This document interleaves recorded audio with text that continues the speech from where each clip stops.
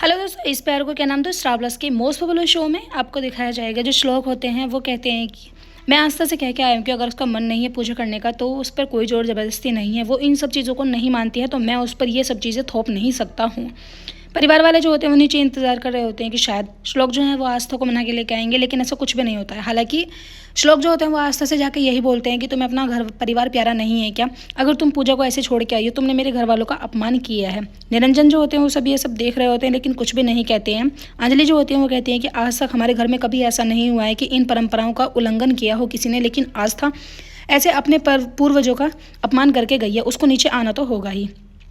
तभी जैसे तैसे करके आस्था जो होती है वो नीचे आ जाती है, आगे सबकी तरफ को पहले हंसती है, फिर उसके बाद उस पूजा को पूरी करने वाली होती है। यानी कि वो जो चरणामृत होता है, यानी इनके पति के धोए वो पैरों का पानी होता है, उसको पीने का नंबर आता है। जैसे ही आस्था वहाँ पानी पीने के लिए उस परात को वहाँ से उठाती हैं, लेकिन उनका मन जो होता है ये गवाही नहीं देता है कि उनको ये गंदा पानी पीना चाहिए, क्योंकि वो इन सब चीज़ों पर विश्वास नहीं करती है। खैर वो सब परिवार वालों के कहने पर और परिवार की आन शान रखने के लिए ये सब करने को तैयार हो जाती हैं। अंजलि जो होती है वो कहती है कि तो ऐसे अधूरी पूजा छोड़कर कहाँ चली गई थी? आस्था की आंखों से आंसू टप टप बह रहे होते हैं, लेकिन उस पानी को पीना भी जरूरी होता है।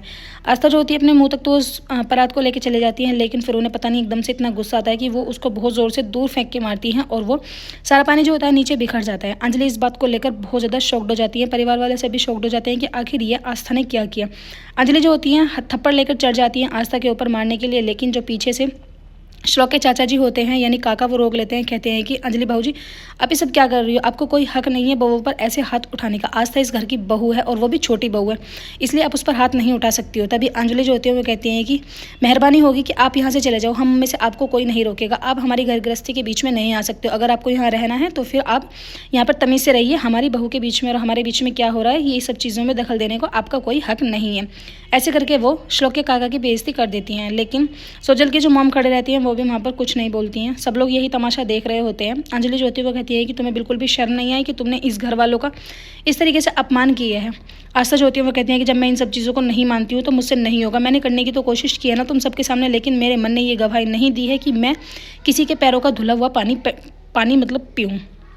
उसके बाद जो निरंजन होते हैं वो उनसे कहते हैं कि बाबूजी आप बताइए कि ये सब करना ठीक होगा? वो कहते हैं कि बेटो देखो, जो पुराने पूर्वजों की परंपराएं होती हैं हम उनको आज तक आगे लेके आए हैं और हमें सदियों साल ऐसे ही हो गए हैं करते करते, ये कोई नई चीज़ नहीं है। और फिर जब तुम्हारे घर में ये सब चीज़ें हो रही है तो तुम्हें एडजस्ट करना पड़ेगा, बाकी तुम्हारी मर्जी है। आस्था को जैसे ही वो उनके ससुर बोलते हैं कि तुम्हारी मर्जी है तो वो कहती है कि हाँ अगर मेरी मर्जी के ऊपर बात है तो मैं ये सब नहीं करूँगी, क्योंकि ये सब मुझे अच्छा नहीं लगता है। और वो इतना कहने के बाद चुप हो जाती हैं। तभी बीच में अभय जो होते हैं वो अपना नंबर बनाने के लिए बोलते हैं। कहते हैं कि आई मुझे ये सब चीज़ें बिल्कुल भी अच्छी नहीं लग रही हैं कि मेरे होते सोते आपकी कोई बेइज्जती करे। वैसे तो तुम्हारी फैमिली के मैटर में मुझे बोलने का कोई हक नहीं है, लेकिन फिर भी मैं यही कहना चाहूँगा कि आस्था भाऊजी को ऐसे सबके सामने बेइज्जती नहीं करनी चाहिए थी। पूरे परिवार वाले यहीं पर खड़े थे और फिर पूजा का भी उल्लंघन किया है और इन्होंने साथ साथ हमारी सबके सामने आपकी भी बेइज्जती की है। ये मैं बिल्कुल भी बर्दाश्त नहीं करूँगा, इसलिए मैं यहाँ से जा रहा हूँ। इतना कहने के बाद वो वहाँ से चले जाते हैं। अंजलि जो होती है वो कहती है कि बहुत अच्छा हुआ ना तुमने हमारी बेटी के ससुराल वालों के सामने हमारी सबकी बेइज्जती कर दी, ये मैं तुम्हें बिल्कुल भी माफ़ नहीं करूँगी। उसके बाद आस्था जो होती है वो हाथ जोड़ के खड़ी हो जाती है। कहती है कि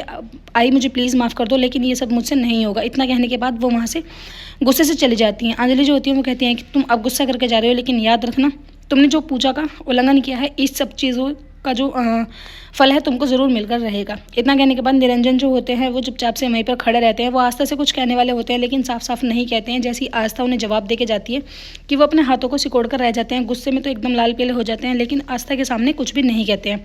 अंजलि जो होती है वो ऐसे ही खड़े रहती है। उसको भय होता है कि अब निरंजन उसके साथ क्या करेंगे।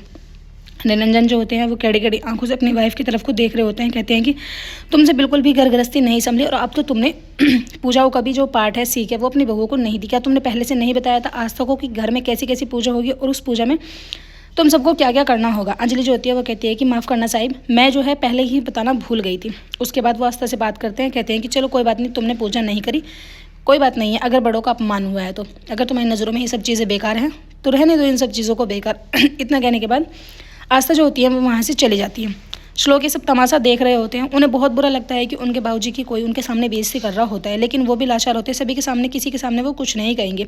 निरंजन वहाँ से चले जाते हैं और जाके अपने पूर्वजों के आगे जाके एक दिया जलाते हैं और कहते हैं कि माफ़ करना, हमें आज तक जो परंपराएं मैं निभाता आ रहा था वो शायद मेरे आगे आने वाली जनरेशन नहीं निभा रही है, नहीं मेरे घर के बहू बेटे इस चीज़ में दिलचस्पी ले रहे हैं, इसलिए मुझे माफ़ कर देना। जो मैंने आज तक किया है सिर्फ वही स्वीकार होगा, इससे आगे हम कुछ नहीं कर पाएंगे। श्लोक जो होते हैं वे सब देख रहे होते हैं, कहते हैं कि बाबा जी प्लीज़ मुझे माफ़ कर देना, मेरी वजह से, आस्था की वजह से आप सबको ये अपमान सहना पड़ा। वो कहते हैं कि कोई बात नहीं बेटा, जब तुम अपनी बहू को अपने कंट्रोल में नहीं रख सकते हो तो फिर उस बात में हम क्या कह सकते हैं।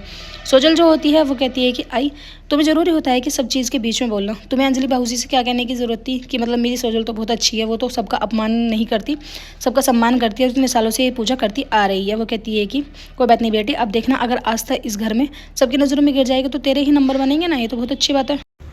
अंजलि जो होती है वो वहाँ से गुस्से में चली जाती है। सोजल जो होती है वो अपनी आई को समझाती है, कहती है कि आई तुम्हें किसी के बीच में बोलने की कोई ज़रूरत नहीं है, कहीं ऐसा ना हो कि सब लोग सारा तामझाम लेकर हमारे ऊपर ही आ जाएं।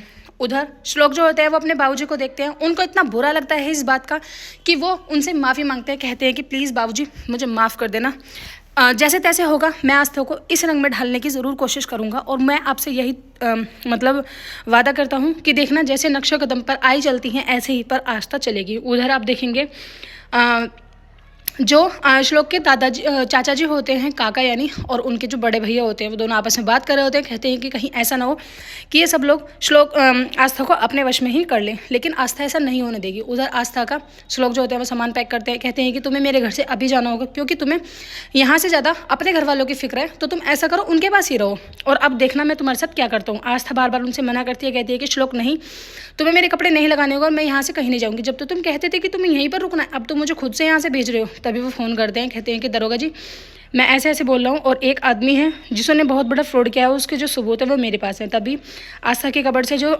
श्लोक होते हैं वो उन पेपर्स को निकाल के दिखाते हैं, कहते हैं कि तुमने पूरा घर और पूरा ऑफिस ढूंढ लिया लेकिन अपनी कबर्ड को एक बार ध्यान से नहीं देखा, अगर एक बार उसे ध्यान से देखा होता तो शायद तुम्हें वो पेपर्स मिल जाते।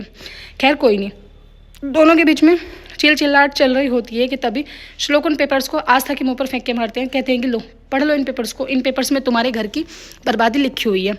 श्लोक जो होते हैं वो छीन लेते हैं आस्था से उन पेपर्स को और फिर कहते हैं कि चले जाओ मेरे घर से और अब कभी ज़िंदगी में मुझे दिखाई मत देना, अब जो तुम्हारा बुरा होगा उस सब चीज़ के लिए जिम्मेदार तुम होंगी क्योंकि तुमने मेरी ना ही तो कोई बात मानी और ना ही हमारे घर के सांचे में ढलने की तुम्हें बिल्कुल भी कोशिश करी। आस्था अपना बैग लेके चल देती हैं कि पीछे से अंजलि उन्हें आवाज़ लगाती हैं, कहती हैं कि आस्था रुको, अगर तुमने इस घर की दहलीज जो एक बार लांग दी तो फिर तुम कभी ज़िंदगी में इस घर में वापस नहीं आ पाओगी, अब सोच तुम्हारी है तुम्हें जाना है या रुकना है। वीडियो अच्छी लगे लाइक करें।